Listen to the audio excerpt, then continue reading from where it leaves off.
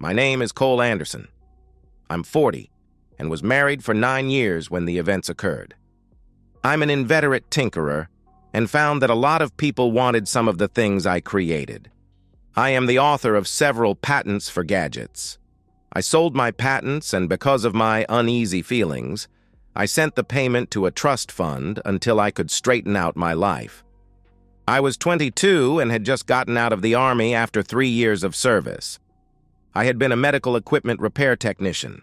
What I learned in the service was I liked to work on and with equipment. I found a day job repairing bakery equipment at a wholesale bakery. At night, I was going to college, finishing my degree in electrical engineering. I was dating on and off with some ladies from my high school days, and some I met after I was discharged. I was at a local lounge on a Friday night keeping company with a beer. I scanned the crowd and saw one of the ladies that I knew from work in a booth for 4 sitting with a couple of ladies. As there were people waiting for a place at the bar, I went over to Joan Kaiser and asked if I could share the booth. She checked with her booth mates, and they agreed. I sat down and I made my introduction, and Joan introduced me to Sally Cooper and Carol Wunderlich, her booth mates. I was very impressed with Sally. Carol not so much, she just rubbed me wrong. I did not dislike her, I just wasn't comfortable near her. She wasn't unfriendly, nor was she snarky, we just didn't mesh. Sally moved over so I could sit in the booth next to her. Joan and I caught up with each other non-work lives. I tried to make conversation with Carol, but we just were not communicating. Sally was listening intently as I tried to draw Carol out. When she saw that it wasn't working, she asked me to move so she could use the restroom.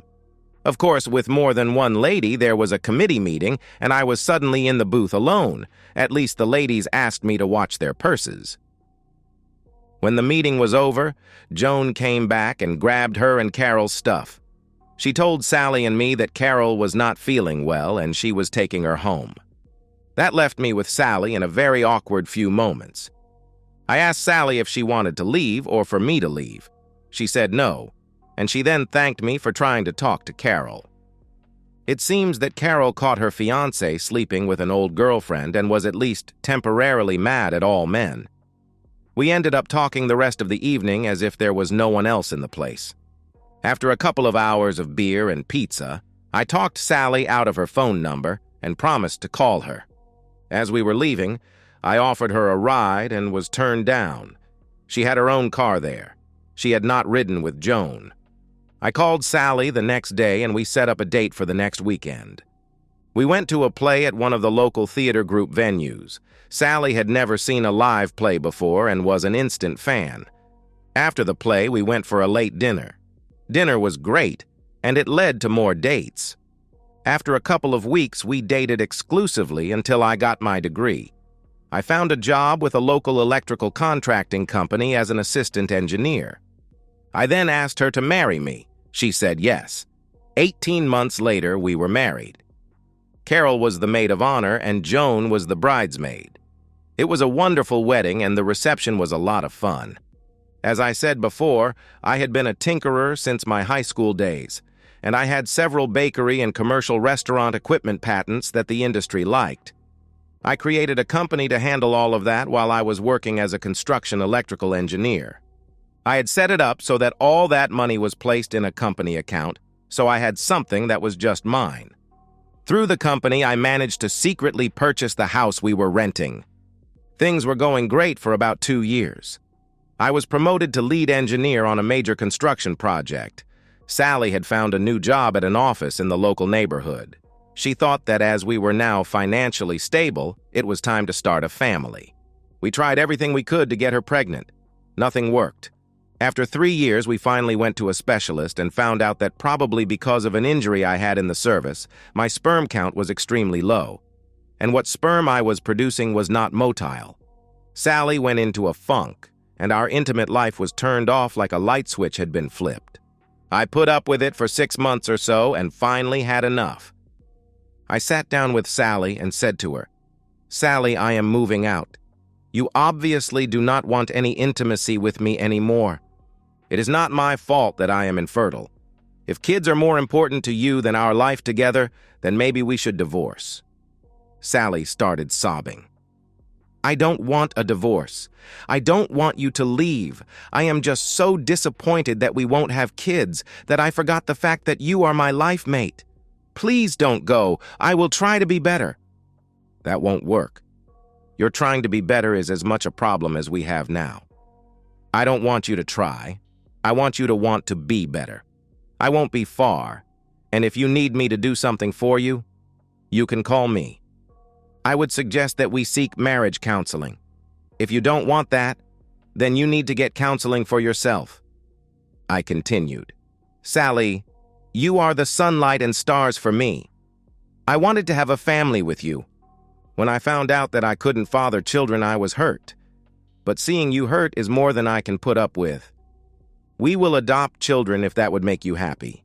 We can check fertility clinics about enhancements that might help. I just cannot go on sleeping next to a refrigerator as you have been for a while. When I try to hug you, you either back away like I am going to harm you, or you are just like hugging a post. When was the last time you just kissed, hell even spontaneously smiled at me? I love you with my very being. I am not leaving just because we haven't made love. And I can't be near you when the pain you are in is causing me so much pain. I finally wound down from my spiel. Sally was silent for a minute or two, then asked, Where will you go? What will you do? When will you come back? If you're gone, how will you know I've gotten better? Please don't leave. To answer your questions, I will be right here in the city. I will keep working. I will not abandon you.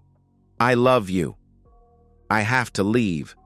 Seeing you hurt like this is causing me so much pain that I am afraid that it will turn into anger. My mother has told me I could stay in the apartment over her garage. Your mother and dad have offered me an apartment in their building. I won't be far. Please, please get some help. I can't take this hurt you are causing me. I will be back when I can see that you love me enough to not shudder when I touch you.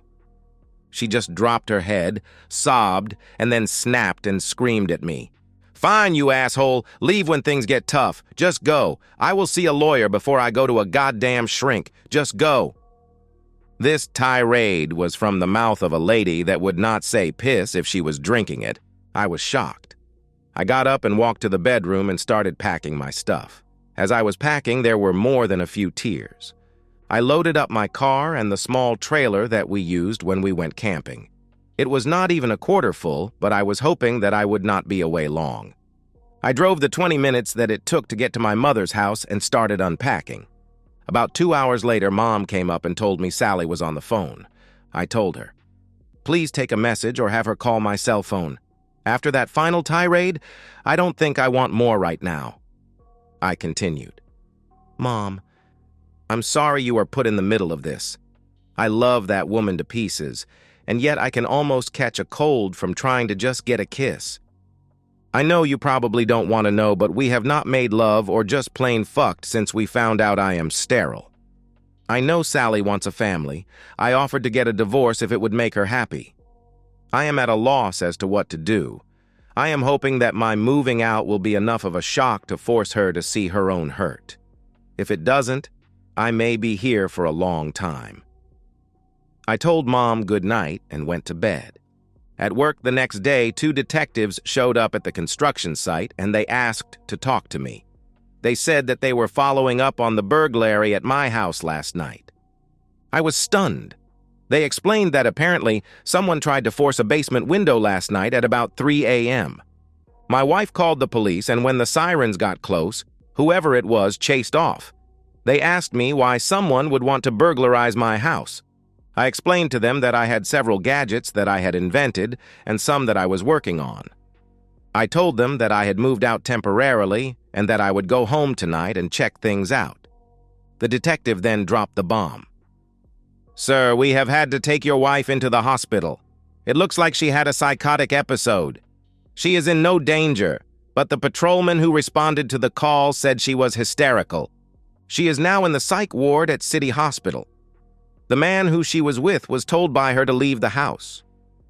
I will get right over there to see her. Don't worry about my stuff. That is not worth one hair on her head. I went on. Thank you and thank all the officers involved. I will do what I can to fix the problems. The fact a man was with her did not register until later the next day. When I got to the hospital, I was told that I was on the excluded visitors list. I would not be able to see Sally. I asked who made up the exclusion list. I was told Sally made some and the doctors made some. They told me that my wife put me on the excluded list. I was pissed. I decided then that that was the last straw. I went back to the apartment. I sulked for about an hour and then decided to be proactive. First, I called the hospital and asked to talk to the doctor. He called me back almost immediately and told me I was also excluded from getting any medical information. More pissed. I called Sally's parents and told them what was going on. They said they were not in agreement with Sally's stance. They promised to keep me informed. I explained what had happened over the last few days. I also told them that Sally's actions had caused me to think I was right to move out. I let them get back to whatever they were doing and then called my mother. She had worked as a paralegal until she retired. I asked her for her best choice for a divorce shark. I explained that Sally was shutting me totally out of her life, so maybe my actions would force her to seek help. I said that maybe if we divorce, she can have the children she is fixated on. She reluctantly gave me the name of Carrie Collins. I thanked her and let her get back to what she was doing. I then called the police and asked for a copy of the police report for my insurance. I was told it would be available in a half hour, but needed to be picked up in person. No electronic transfer was legally allowed. I picked up the report, and several things seemed to be wrong. The broken window was only 6 inches high by 24 inches wide. No one would be able to get through that space. Then, there were only very small footprints, noted as possibly female or child, in the dirt around the window. Then the final thing was that Sally was not the only person in the house. The other person was a man by the name of John Walters. They were both dressed only in robes. The name sounded familiar, but I could not remember where I had heard it. The report stated that neither occupant had seen who had tried to break in, and that the female occupant was extremely agitated about the fact that both names would be in the police report. Finally, the man in the house comment registered. I then called Sally's work, and the phone was answered by a man named John. I quickly said, "Sorry, wrong number." Now I remembered where I had heard the name. John Walters was a sales associate at the office where Sally worked. I had met him once when she first started working there. I also remembered that his wife was the company owner. What was he doing in my house at 3 a.m.? The next day, I called Carrie Collins and was surprised to hear that Carrie was a she. I made an appointment for later that day. I then called work and told them my assistant could handle anything, but I was taking the rest of the week as personal time. My boss called almost immediately and insisted that I report to work ASAP. I faxed my resignation less than 15 minutes later. He called back and apologized and granted the time off. Then I thought about it and sent a second resignation. No more calls from work. When I got to Carrie's office, I asked for a divorce filing and a suit against the office that Sally and John worked at. I also asked for a possible eviction notice, as the house was owned by my company, and Sally had no stake in that company. We were renting it from the company that I had set up to market my patents and gadgets. I explained that I had a police report that showed that Sally had a man at the house at 3 a.m. I also explained that I had temporarily left because of some problems with us. The man was there the same night that I left. Carrie told me that as Sally was under a 14-day mandatory hospitalization and that my insurance was paying for her hospitalization, she would void the medical information blackout or I would not authorize payment. She thought that I should immediately move back into the house. I should also cancel all joint credit cards. I should also call the bank and set up withdrawal limits on all joint accounts and cancel any joint ATM cards. After doing all of the bank things, I went back to the house and found John trying to enter the house. When I pulled into the driveway and blocked his car, he started toward me. I grabbed my cell and called the police non-emergency and asked to talk to an officer. John came up to the car and motioned me to roll the window down. When I shook my head no, grabbed my wallet, and showed him my ID, he took off running down the road. I just laughed and asked the officers if they had any information on the damage done to my house from the break-in. They said the only damage was the window caused by a drunken neighbor who wandered into the driveway, and when her key would not fit the door, she kicked the window, and when it broke, she ran off. She called the station the next day and told the desk she would pay the damages. I went into the house and into what was our bedroom and found that the dresser drawers that I had emptied had men's clothes in them. I went through all of the closets and the dresser and grabbed all the men's clothes that did not belong and took those out to the garage where we had a totally illegal incinerator. I left the garage door open hoping John would come back. He did as I was putting the last load in the incinerator. I smiled as he was walking up to the door. I called out to him and asked what I could do for him. He saw what I was doing and just shook his head and came in and said, "I probably deserved what you are doing. I thought Sally was divorced. She has been saying that you left her for another woman 6 months ago." "So you felt you could move in? I rent this house and Sally has not paid a dime toward the rent. Sally has no claim on it. I moved out 3 days ago because of a freeze from my wife. I told her it was only temporary." I continued, "You and your wife's company will be hearing from my attorney soon." He paled and I laughed, then asked, "Would you like me to move my car so you can leave?" "Oh," I continued, "when you go see Sally, you can tell her that when she gets out, she needs to go to her parents' house because I will be taking all of her stuff there. Also, tell her I now understand the freeze." "One last thing," I screamed. "How long have you been screwing my wife?" He did not answer, just got in his car and I let him out. Then I went back to the house and called a locksmith. I finished the afternoon by making copies of the police report. I made 1 copy for my insurance company if needed. I also made 1 copy for Sally's parents if they started to blame me for the problems. Then I put 1 copy in our safe in the basement. I was planning on putting the original in my personal safe deposit box in the bank. That box also contained all of the patent papers and a bank book where I put the money my patent licensing agreements made me. The job money and about 10% of the patent money were in our joint accounts, and that is all of the money Sally knows about. It is not much, but it is enough that if I have to split it, Sally will come out all right. The hidden money was because I wanted something that was mine only, the house Sally found out about, so she would not be able to go for it in a divorce. It would not be a deal breaker. I spent the next morning moving all of Sally's clothes, makeup, toiletries, and any pictures that did not have me in, into boxes that we had broken down and stored when Sally first moved in. The locksmith showed up in the early afternoon and changed the locks. I took all of the boxes to Sally's parents' apartment building and gave them a copy of the police report. They were not happy, but they took the stuff. I left. Carrie got back to me and said the non-payment threat was enough to get all of the medical information. It turns out Sally was about 6 weeks pregnant and had panicked when she realized the police were going to be finding out about Mr. Walters being at the house at that time. She actually screamed at the officers who arrived to investigate the break-in. Then she started screaming and crying. The officers restrained her and had her committed to a 14-day psychiatric evaluation. She lost the baby, and that really put her over the edge. The doctors wanted to commit her for 90 days as she was almost suicidal. They also noted that her hormones were elevated as if she was taking fertility drugs, but they could not find a prescription from any of the doctors that she identified as her being in their care. The note of the pregnancy was the final straw. I told Carrie that I wanted Sally served after she is released from the hospital. I explained to Carrie that I am virtually sterile and that the sperm that I do have are damaged.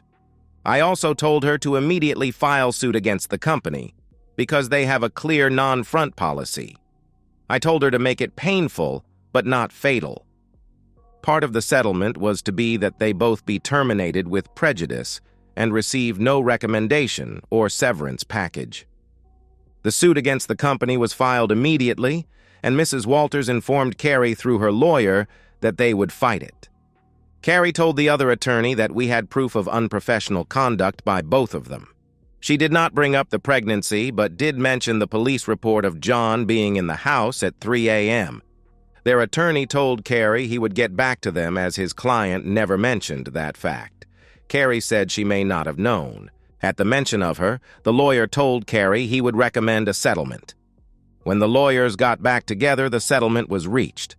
I got a decent amount of money, and John and Sally were both fired. John's wife filed for divorce based on the police report. John had told her he was visiting a customer site and had been there that night to get an early start. I got all of that from one of the office people that Sally worked with. Sally walked out of the hospital before the commitment papers were filed.